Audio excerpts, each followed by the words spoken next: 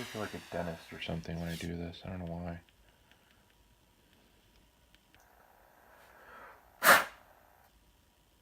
Yeah, looks pretty good.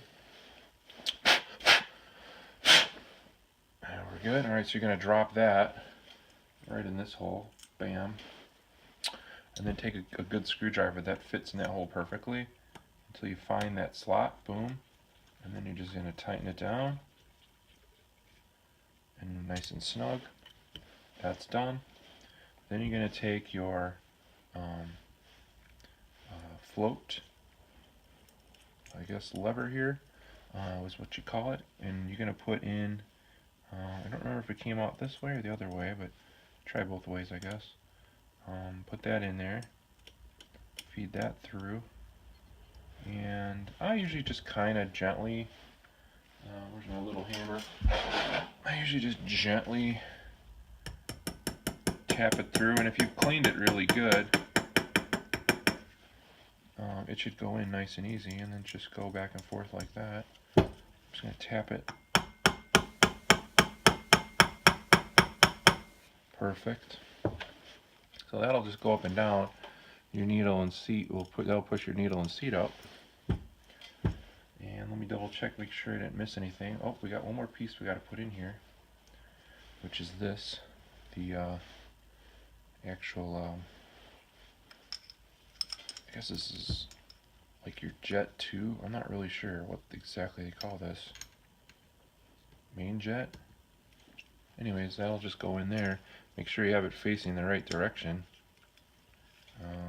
Should face, that little opening should face the engine. And just make sure it's pushed all the way down in there. And once you get that in there, I usually hold it with my finger. Then you can take your main jet, screw it in there, boom, tighten that down with 8mm.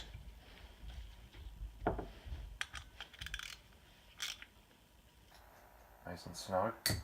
Then you can take your bowl and make sure you line up your choke opening here with your choke tube here, and just put it together like so. Make sure that it seats down properly on the gasket. Let me get the screws to put it back together.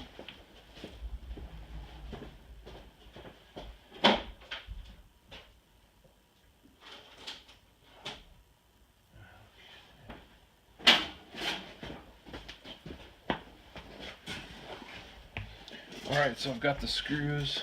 Let's put this back together. Now there is one tube here.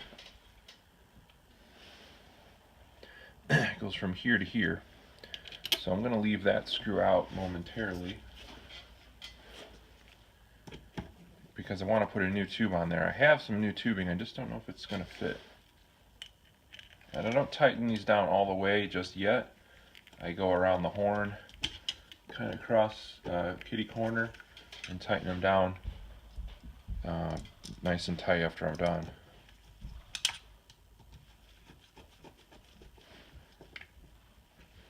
Just get them nice and snug to start. Now I have a piece of tubing. I don't know if it's big enough or not, but I was going to give it a try to see if I could get it over these pipes. I don't think it's going to go. It looks like it's too small. So we'll just have to use the old one. Squirt a little carb cleaner through it, make sure it's clear. That looks good. Maybe do it the other way too. There we go.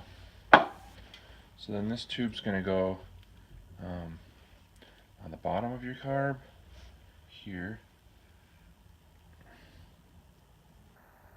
Let's see if I can get it on there.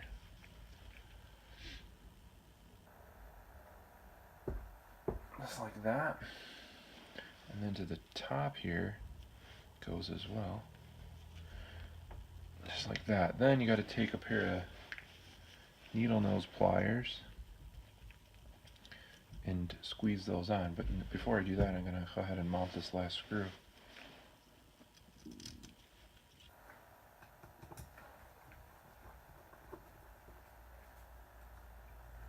gotta kind of push this off to the side a little bit, because don't forget you got your little band and rubber piece that goes from the air box on this, so you don't want to get that.